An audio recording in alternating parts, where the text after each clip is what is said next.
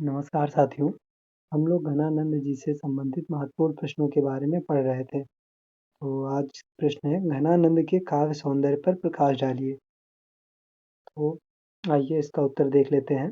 रीति मुक्त काव्यधारा में घनानंद का स्थान सर्वोच्च है। वे हिंदी साहित्य में प्रेम की पीर के कवि के रूप में स्थापित हैं। घनानंद के काव्य का भाव पक्ष और कला पक्ष। तो भाव पक्ष के भाव पक्ष के अंतर्गत हम लोग देखते हैं कि घनानंद जी ने वस्तु वर्णन को चित्रित किया है। घनानंद ने ब्रज प्रदेश के प्रति अपनी गहन आस्था एवं असीम श्रद्धा व्यक्त की है और इसी कारण उन्होंने अपने काव्य में ब्रज के गांवों, यमुना, वृंदावन आदि का अत्यंत सजीवता से निरूपण किया है। इसी तरह ब्रज के अन्य स्थानों का वर्णन करते हुए घनानंद ने सर्वाधिक वृंदावन की मंजुल छवि का निरूपण किया है। तो उनके काव्य में हमें वस्तु वर्णन देखने को मिलता है। सौंदर्य चित्रण। घनानंद ने रूप सौंदर्य के कितने ही अत्यंत मनोहारी चित्र अंकित किए हैं, जिनमें अपनी प्राण प्रिया सुजान की विविध रूप छवियों अत्यंत माधुर्य एवं गंभीर के साथ विद्यमान है। घनानंद ने इन रूप चित्रों में आंख, नाक, कान, मुख, अंग प्रत्यंग आदि को अलग अलग दिखाने की उतनी प्रवृत्ति नहीं दिखाई देती, जितनी कि उन्होंने संपूर्ण अंग की अतिशय रमणीयता एवं प्रभ विशुद्धता को दिखाने का प्रयास किया है। घनानंद के इन सौंदर्य चित्रों में सुजान का रूप, उसका लावण्य, उसकी छवि, उसकी कांति, उसकी अंग दीप्ति आदि मानो साकार हो उठी हैं। निश्चल प्रेम की अभिव्यक्ति। लौकिक प्रेम विश्वास और निष्कपटता की मांग करता है। घनानंद ऐसे ही सच्चे प्रेमी थे। उनका प्रेम अपनी प्रेमिका के प्रति निश्चल और निष्कपट था। भले ही उनके प्रिय ने उनके साथ विश्वासघात किया, उन्हें दगा दी और उनका साथ नहीं दिया, किंतु वे एक निश्चल प्रेमी थे और प्रेम के पक्ष में निश्चलता एवं निष्कपटता को ही अत्यधिक महत्व देते थे। प्रेम की इसी निश्चलता को इस बहुत प्रसिद्ध पद में अभिव्यक्त करते हैं। इसमें प्रेम की सघन और मार्मिक परिभाषा प्रस्तुत की है। इस तरह की प्रेम की परिभाषा हिंदी साहित्य में अन्यत्र उपलब्ध नहीं होती है। उन्होंने लिखा है कि अति सूधो स्नेह को मारग, जहाँ नेक सयानप बांक नहीं, तहाँ साँचे चलै तजी आपुनको झिझके कपटी जे निसाक नहीं। अब अगला है विरह आकुलता। उनके काव्य में विरह की आकुलता देखने को मिलती है। घनानंद प्रेम की पीर के कवि कहे जाते हैं। उनके जीवन में प्रेमी के संयोग के क्षण बहुत कम हैं। विरह की आग में ही अधिक जले हैं। इसलिए उनके काव्य का मूल स्वर स्वर विरह अनुभूति है।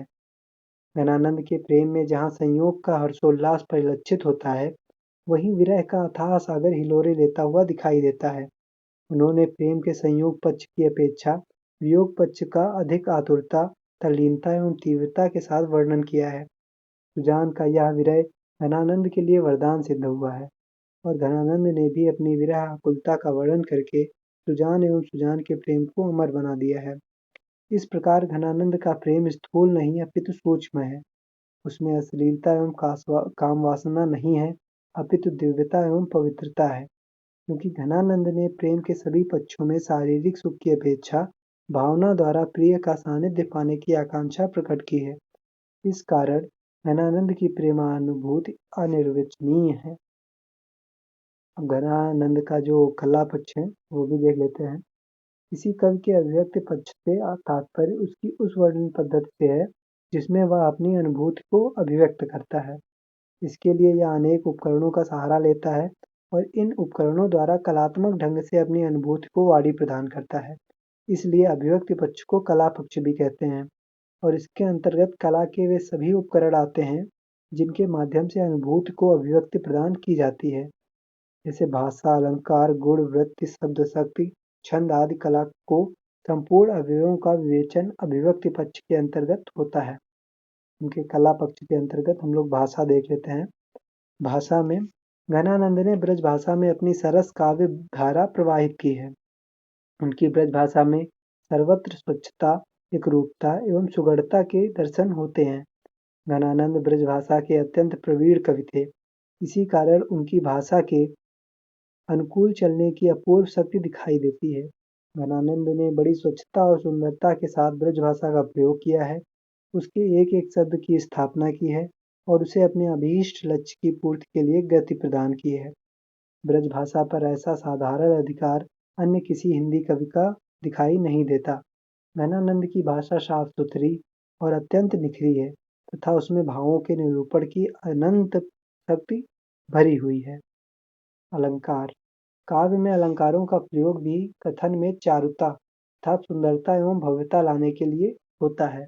घनानंद के काव्य में जहाँ रस और भावों में आधिक्य है, वहीं अलंकारों ने उन्हें और भी अधिक सजीवता एवं प्रविष्णुता दूसरों पर प्रभाव डालने वाला प्रदान की है। घनानंद ने दोनों प्रकार के अलंकार अपनाए हैं। यहाँ शब्दालंकार भी है और अर्थालंकार भी है।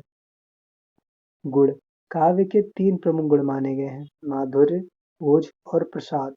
माधुर्य गुण अंतःकरण को आनंद से द्रवीभूत करने वाला होता है। ओज गुण चित्त में स्फूर्ति प्रदान उत्पन्न करने वाला होता है और प्रसाद गुण श्रवण मात्र से काव्य की शीघ्र अर्ध प्रतीत कराने वाला होता है। साहित्य शास्त्रियों ने अलंकारों के बिना भी काव्य रचना हो सकती है, किंतु गुणों के बिना काव्य रचना नहीं होती। यदि कोई काव्य बिना किसी गुण के भी रचा भी जाता है, तो वह निर्जीव, नीरस एवं निरर्थक होता है। घनानंद के काव्य में सर्वत्र माधुर्य गुण की प्रधानता है, क्योंकि माधुर्य गुण की अनुभूति सर्वाधिक विप्रलंब श्रृंगार अथवा और घनानंद ने सबसे अधिक विरह का ही वर्णन किया है। अब छंद काव्य का छंद से नित्य संबंध तो नहीं है, क्योंकि बिना छंद बंध के भी काव्य रचना होती है, किंतु छंद से काव्य में एक ऐसी प्रविष्णुता आ ही जाती है, जिससे काव्य पाठकों एवं श्रोताओं के हृदय में उतरता चला जाता है और उनका कंठ हार बन जाता है। घनानंद का सारा काव्य छंद की रस माधुरी से ओतप्रोत है। उसमें प्राणों का संगीत भरा हुआ है और वह कवि की हृदय वीणा के तारों की मधुर झंकार से झंकृत है। घनानंद की छंद रचना पर विचार करने से ज्ञात होता है कि घनानंद ने विविध प्रकार के छंदों का प्रयोग किया है, जैसे सवैया, कवित्र, त्रिलोकी, तांटक, निषादी और इसी प्रकार के अन्य छंद।